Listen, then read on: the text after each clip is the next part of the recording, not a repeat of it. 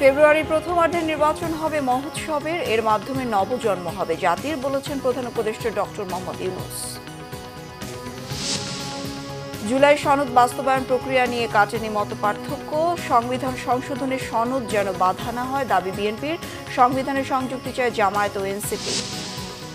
তারেক রহমানের দেশে ফেরার বিষয়ে স্বরাষ্ট্র উপদেষ্টার সঙ্গে লুৎফুজ্জামান বাবরের আলোচনা, অবৈধ অস্ত্র এখন উদ্ধার না হওয়ায় উদ্বেগ।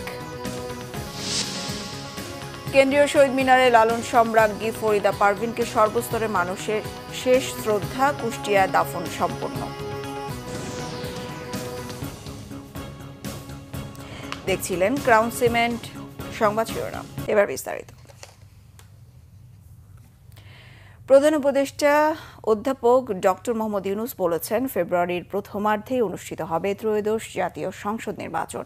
মহোৎসবের এই নির্বাচনের মধ্য দিয়ে সত্যিকার অর্থে নবজন্ম হবে জাতির। গতকাল ফরেন সার্ভিস একাডেমিতে রাজনৈতিক দলগুলোর সঙ্গে জাতীয় ঐকমত্য কমিশনের বৈঠকে এসব কথা বলেন প্রধান উপদেষ্টা। আরও জানাচ্ছেন শুভ মাহফুজ। রাজধানীর বেইলি রোডের ফরেন সার্ভিস একাডেমিতে রাজনৈতিক দলগুলোর সঙ্গে ঐকমত্য কমিশনের বৈঠকে বিকাল 3:15টার দিকে যোগ দেন অন্তর্বর্তী সরকারের প্রধান উপদেষ্টা ডক্টর মোহাম্মদ ইউনূস। বৈঠকে জুলাই সনদ বাস্তবায়নের বিভিন্ন দিক নিয়ে প্রধান উপদেষ্টার কাছে নিজেদের বক্তব্য তুলে ধরেন রাজনৈতিক দলের প্রতিনিধিরা। আরো অনেকগুলো বিষয়ে কিন্তু সংস্কারের প্রয়োজন আছে। এরপরই বক্তব্য রাখেন প্রধান উপদেষ্টা ডক্টর মোহাম্মদ ইউনূস। এ সময় তিনি আশাবাদ ব্যক্ত করে বলেন, সমঝোতা কিংবা ঐক্য যেটাই হোক, নির্বাচন আসলে সবাই এক হয়ে যাবে। এ সময় জাতিকে আবারও স্মরণ করান, ফেব্রুয়ারির শুরুতেই হবে জাতীয় নির্বাচন। আমরা বারে বারে বলছি, ফেব্রুয়ারির প্রথমার্ধে নির্বাচন হবে, মহোৎসবের নির্বাচন হবে। যদি আমরা আমাদের এগুলো ফয়সলা করে ফেলতে পারি, তাহলে এটা মহা উৎসব এবং জাতির সত্যিকার নবজন্ম হবে। এটা শুধু নির্বাচন না, এটা নবজন্ম। এই যে এত ত্যাগ, এত রক্ত, এত আত্মাহুতি, এগুলো সার্থক হবে যদি আমরা ওই নবজন্মটা লাভ করতে পারি। ভবিষ্যতে কোনোভাবেই যাতে স্বৈরাচার ফিরতে না পারে, সেজন্য সব ধরনের সংস্কার করার কথাও জানান প্রধান উপদেষ্টা।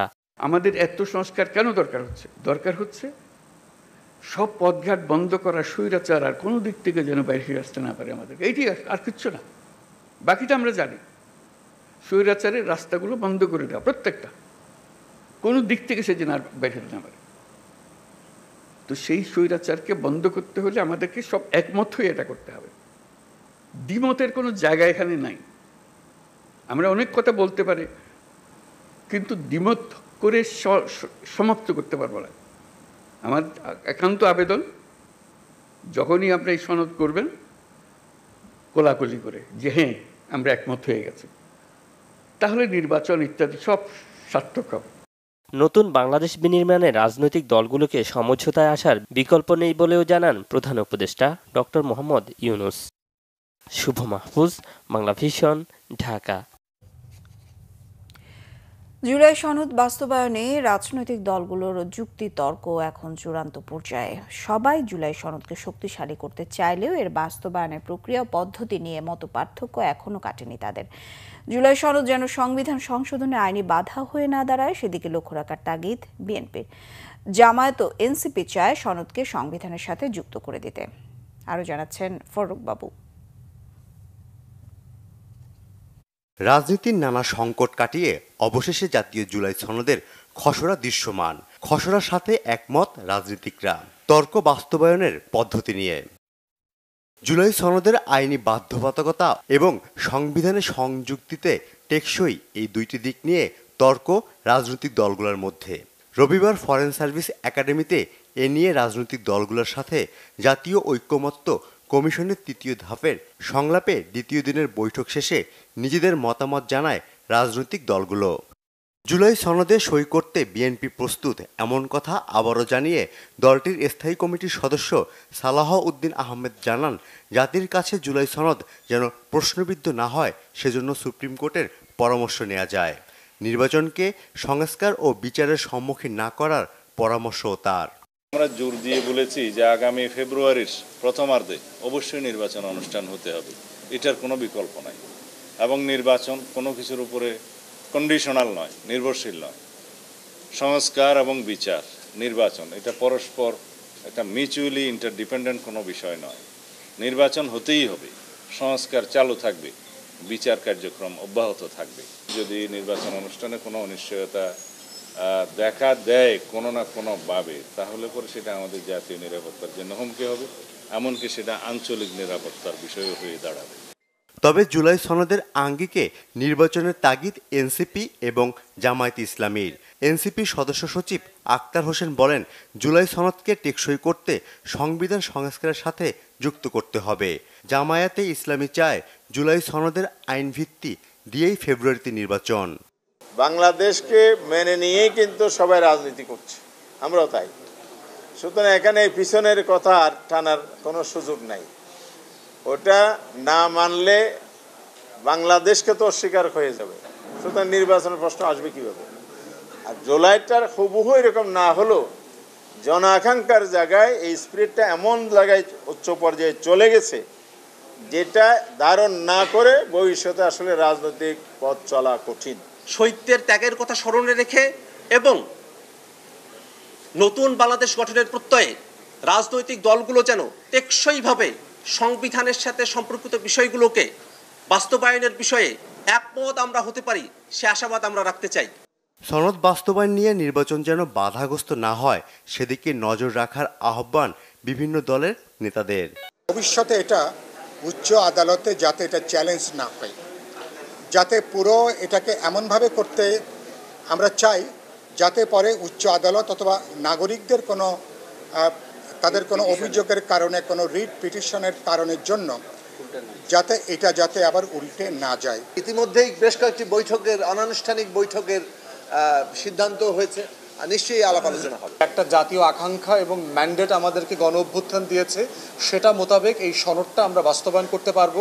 পরবর্তীতে ক্ষমতায় আসার পরে যদি কোনো দল এই জুলাই জাতীয় সনদ বাস্তবায়ন না করে অথবা ভায়োলেট করে, এতে করে যাতে সেই সরকারের ক্ষমতা অবৈধ বলে বিবেচিত হয়। রাজনৈতিক দলগুলোর সাথে চলমান আলোচনাকে দেশের ইতিহাসে এক অভূতপূর্ব অধ্যায় হিসেবে অভিহিত করেছেন জাতীয় ঐক্যমত্য কমিশনের সহসভাপতি অধ্যাপক আলী রিয়াজ। রাজনৈতিক দলগুলোর মধ্যে যে সহযোগিতার ধারা তৈরি হয়েছিল অতীতে, তা সামনের মাসগুলোতে অব্যাহত থেকে অক্ষুণ্ণ রেখে আমরা অবশ্যই এর একটি চূড়ান্ত পরিণতিতে উপনীত হতে পারব। টেকসই জুলাই সনদ বাস্তবায়নে আগামী বুধবার ঐক্যমত্য কমিশনের সাথে আবারও বসবে রাজনৈতিক দলগুলো। ফররুখ বাবু, বাংলা ভিশন, ঢাকা। বিএনপি ভারপ্রাপ্ত চেয়ারম্যান তারেক রহমানের দেশে ফেরার বিষয়ে স্বরাষ্ট্র উপদেষ্টার সাথে আলোচনা হয়েছে বলে জানিয়েছেন বিএনপি নেতা ও সাবেক স্বরাষ্ট্র প্রতিমন্ত্রী লুৎফুজ্জামান বাবর। প্রায় 18 বছর পর গতকাল বিকেলে স্বরাষ্ট্র মন্ত্রণালয়ে যান লুৎফুজ্জামান বাবর। প্রায় 2 ঘন্টা বৈঠক করেন স্বরাষ্ট্র উপদেষ্টার সঙ্গে। বৈঠক শেষে বাবর বলেন, দেশের বর্তমান পরিস্থিতি নিয়ে আলোচনা হয়েছে। অন্তর্বর্তী সরকার দেশের আইনশৃঙ্খলা পরিস্থিতি ভালো রাখার চেষ্টা করছে। অবৈধ অস্ত্র উদ্ধারে অগ্রগতি হলেও অনেক অস্ত্র এখন উদ্ধার করা হয়নি। এসবের পাশাপাশি পাশের দেশের অবস্থা নিয়ে উদ্বিগ্ন বিএনপি। অভিযোগ করেন, নির্বাচন বাধাগ্রস্ত করতে পাশের দেশের দুরভিসন্ধি রয়েছে। এ সময় তারেক রহমানের দেশে ফেরা প্রসঙ্গে জানতে চাইলে বাবর বলেন, শিগগিরই দেশে ফিরবেন তারেক রহমান। আমাদের পার্শ্ববর্তী দেশে অতীত সরকার যে শেখ হাসিনা, ওনার সাথে একটা বিশেষ শিল্পগোষ্ঠী, পত্রিকায় দেখেছেন আপনারা, এসএলএম গ্রুপ, তারা সেখানে একটা মিটিং করছে, সমস্ত পত্রিকা আসছে। সেটা মিটিংয়ের উদ্দেশ্য ছিল বাংলাদেশের নির্বাচন বানচাল করা, নির্বাচনের বিভিন্ন সহিংস ঘটনা ঘটানো। এটা তো একটা উদ্বিগ্ন জায়গা। সেই ব্যাপারে আমরা আলোচনা করেছি, আরও অনেক কিছু আলোচনা করেছি, যেমন বিভিন্ন অবৈধ অস্ত্র এবং লুট হওয়া অস্ত্র, সেটা যে উদ্ধার হয়নি এখনো, সেটা আমাদের উদ্বিগ্ন জায়গা। ইনশাল্লাহ দ্রুত ফেরত আসবে, আপনারা দোয়া করবেন। আল্লাহ।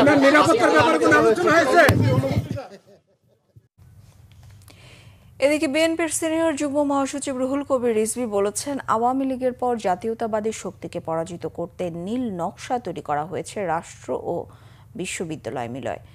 বিএনপি চেয়ারপারসন দেশনেত্রী বেগম খালেদা জিয়ার শারীরিক সুস্থতা, তারেক রহমানের 18তম কারামুক্তি দিবস ও ডিএবের কেন্দ্রীয় কমিটির অভিষেক অনুষ্ঠানে গতকাল তিনি এসব কথা বলেন। রিজভী বলেন, আওয়ামী লীগ যখন ক্ষমতায় ছিল তারা আরেকটি দেশের আগ্রাসনের ক্ষেত্র বানিয়েছে দেশকে।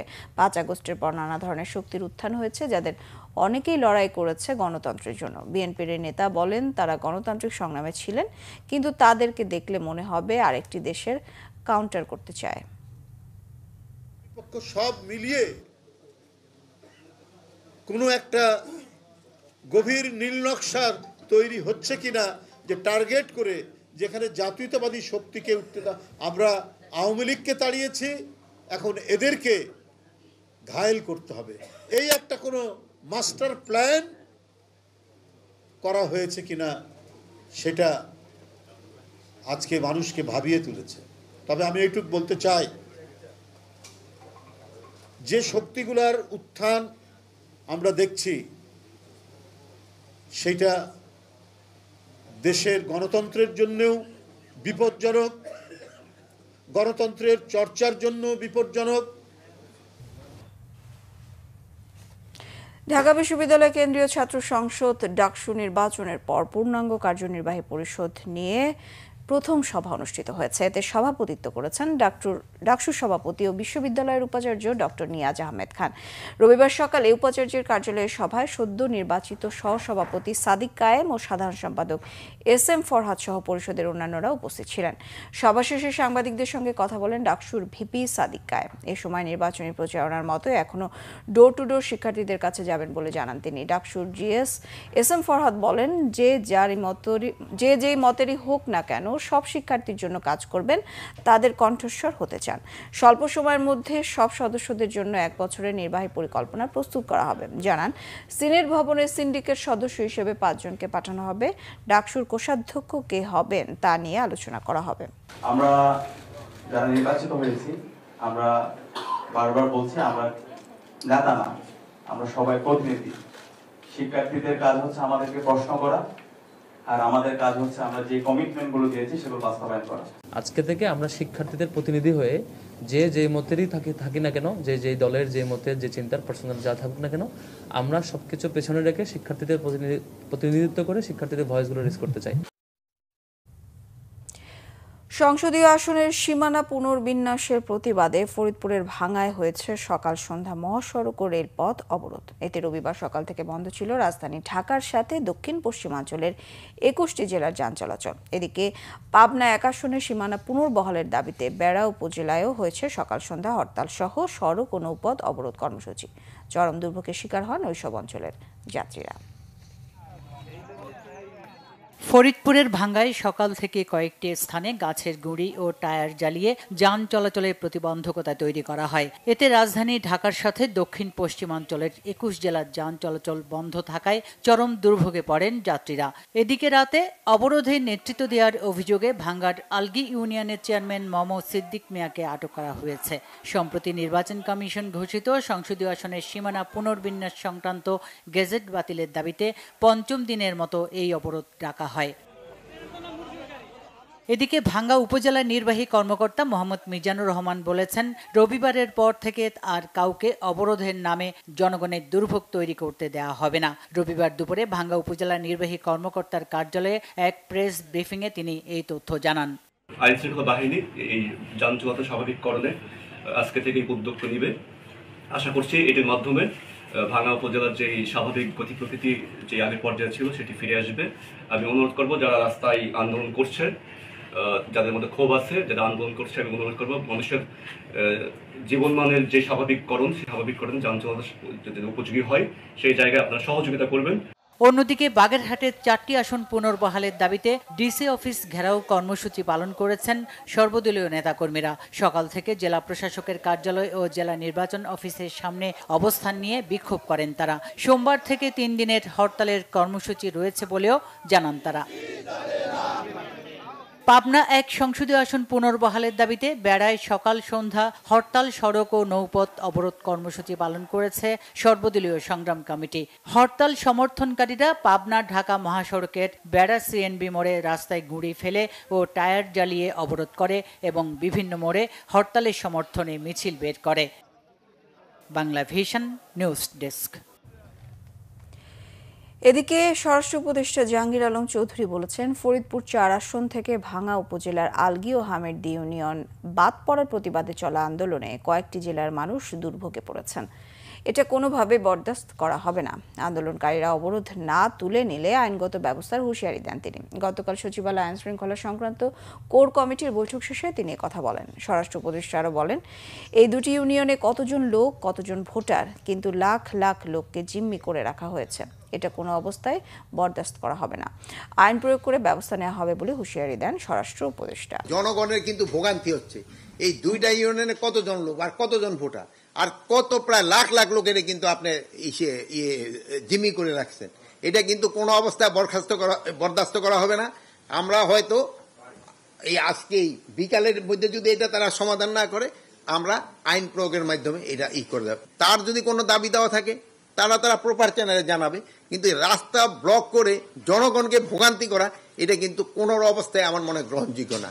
পূজার ক্ষেত্রে কোনো ধরনের কোনো অসুবিধা যেন না হয়, এই জন্য আমাদের যা যা করার আমরা সবই করব এবং পূজার যেন নির্বিঘ্নে এবং ধর্মীয় রীতিনীতি মেনে যেন করতে পারে, এই জন্য আমরা সব ব্যবস্থা করে দেব।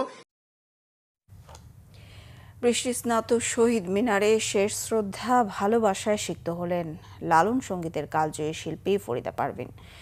বৈরী আবহাওয়া উপেক্ষা করে গতকাল শহীদ মিনারে জড়ো হওয়া ভক্ত অনুরাগীরা বলছেন, লালন সঙ্গীতে ফরিদা পারভিনের অবদান জাতি চিরকাল স্মরণ করবে। কিংবদন্তি শিল্পীর ইচ্ছা অনুযায়ী লালনের স্মৃতি বিজড়িত কুষ্টিয়ায় দাফন করা হয় তাকে। নাবিল জাহাঙ্গীরের রিপোর্ট, ক্যামেরায় ছিলেন মোস্তফা মালিক। ফরিদা পারভিন বাংলাদেশের সঙ্গীত জগতের এক কিংবদন্তির নাম, যার কণ্ঠে নতুন করে প্রাণ পেয়েছিল লালন ফকিরের গান, ছড়িয়ে পড়েছিল সাইজির দর্শন আর আধ্যাত্মিকতা। তাই তো ফরিদা পারভিন হয়ে উঠেছিলেন লালন সম্রাজ্ঞী। শনিবার রাতে মায়ার বাঁধন ছিন্ন করে না ফেরার দেশে পাড়ি জমান ৭১ বছর বয়সী এই দেশ বরেণ্য শিল্পী। দীর্ঘদিন ধরে তিনি কিডনি রোগে ভুগছিলেন। রবিবার সকালে শেষ শ্রদ্ধা জানাতে বৃষ্টিস্নাত শহীদ মিনারে নিয়ে আসা হয় কিংবদন্তি ফরিদা পারভিনের মরদেহ। তার এই মহাপ্রয়াণে আকাশও যেন আজ অশ্রুসিক্ত হয়ে পড়েছে। বৃষ্টিকে উপেক্ষা করেই শহীদ মিনারে জড়ো হয়েছেন তার ভক্ত সহশিল্পী অনুরাগীরা। তারা বলছেন, ফরিদা পারভিনের শূন্যস্থান পূরণ হবার নয়। লালন সাইকে দেশের গণ্ডি পেরিয়ে দেশের বাইরে সমানভাবে সমৃদ্ধ করেছেন। সাধুদের গান উনি কিন্তু আমাদের নগরের সাথে পরিচয় করিয়ে দিয়েছেন, তো এর জন্য আমরা ওনার কাছে কৃতজ্ঞ থাকব। তিনি এই গানগুলিকে সহজভাবে প্রচার করেছেন, প্রকাশ করেছেন, এগুলি স্বরলিপিও করার চেষ্টা করেছিলেন, ওনার আপ্রাণ চেষ্টা ছিল, এবং উনি অনেক শিষ্যও রেখে গেছেন। ফরিদা পারভিন লালন সঙ্গীতকে পৌঁছে দিয়েছিলেন বাংলাদেশের আধুনিক সমাজের মাঝে, নিয়ে গিয়েছিলেন অনন্য এক উচ্চতায়। আর তাই তার সেই অবদান আজ শ্রদ্ধা ভরে স্মরণ করছে সংস্কৃতি অঙ্গন। জীবনে এতটুকু কোনো ভালো কাজ করে থাকি, তার দোয়ায় যেন আমার স্ত্রী হিসেবে সে যেন অবশ্যই জান্নাতবাসী হন। অসাধারণ মা হিসেবে অসাধারণ। অনেক কথা হয়েছিল, সেটা পরে একদিন বলবো। গানের জন্য তিনি যে অবদান রেখেছেন, এই অবদান জাতি কোনোদিন ভুলবে না। ফরিদা পারভিনের এই অন্তর্ধান বাংলার সংস্কৃতি এবং সঙ্গীত জগতের যে অপূরণীয় ক্ষতি, আমি জানি না এই ক্ষতি আমরা কতদিনে পুষিয়ে উঠতে পারবো। তার কণ্ঠে লালন যেভাবে ফুটে উঠেছে বাংলাদেশে, সেটা আর অন্য কারো কণ্ঠে আর ফুটেনি। ফরিদা পারভিন আর একটা হবে না, আর একটা জন্মও নেবে না। তো চলেন উনার যে কার্যকলাপ গুণা, উনার যে সাংস্কৃতিক মনা, উনি যে লালন চর্চা করতেন, এই গুণা নিয়ে আমরা চলেন ওনাকে নিয়ে একটু ভাবি, চিন্তা করি। ফরিদা পারভিন আমাদের মধ্যে নেই। আমাদের সংস্কৃতি জগতে এবং সঙ্গীত জগতের যে অপূরণীয় ক্ষতি হলো, সেটি ভাষায় প্রকাশ করবার নয়। ঢাকায় জানাজা শেষে ফরিদা পারভিনের শেষ ইচ্ছা অনুযায়ী তার মরদেহ কুষ্টিয়ায় নিয়ে যাওয়া হয়। নাবিল জাহাঙ্গীর, বাংলা ভিশন, ঢাকা। সময়ের দোহাই দিয়ে করদাতাদের অযথা হয়রানি না করতে আয়কর আইনজীবীদের প্রতি আহ্বান জানিয়েছেন অর্থ উপদেষ্টা ডক্টর সালেউদ্দিন আহমেদ। কর আহরণ সহজ করতে tax representative management system software উদ্বোধন অনুষ্ঠানে গতকাল তিনি এই আহ্বান জানান। নতুন পদ্ধতিতে ট্যাক্স জমার অনলাইন সিস্টেম চালু অর্থনীতির জন্য মাইল ফলক হয়ে থাকবে বলে মনে করেন এনবিআর চেয়ারম্যান আব্দুর রহমান খান।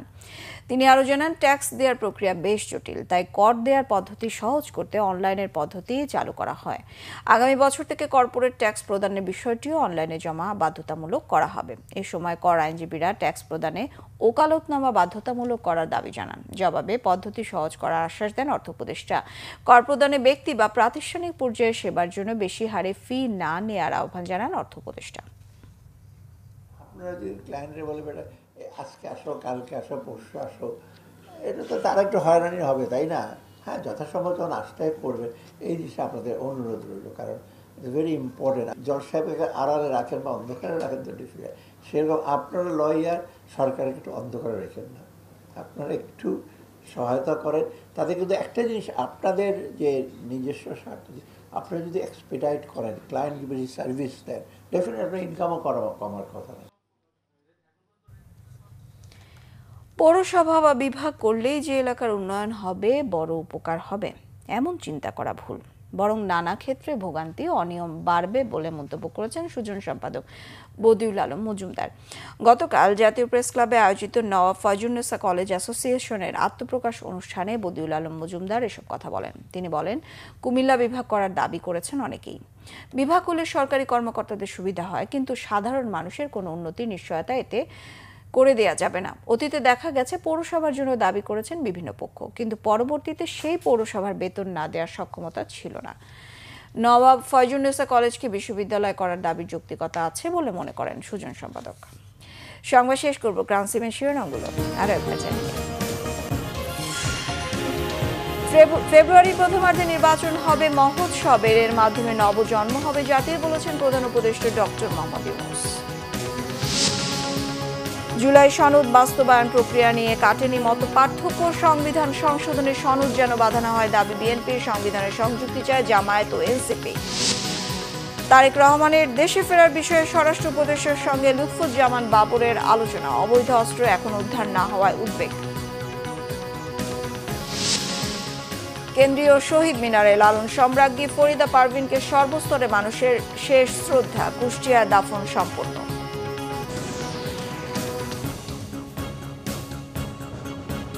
এই ছিল এখনকার মতো। পরের সংবাদ সকাল 10টায়, 9টায় থাকছে নিউজ টপ 10, দেখার আমন্ত্রণ রইল। এছাড়া বাংলাভিশন সংবাদ ও সংবাদ সংশ্লিষ্ট অনুষ্ঠান দেখতে ভিজিট করুন www.bbnews24.com ও facebook.com/banglavisionnews। সাবস্ক্রাইব করুন youtube.com/banglavisionnews। সঙ্গে থাকায় ধন্যবাদ সবাইকে।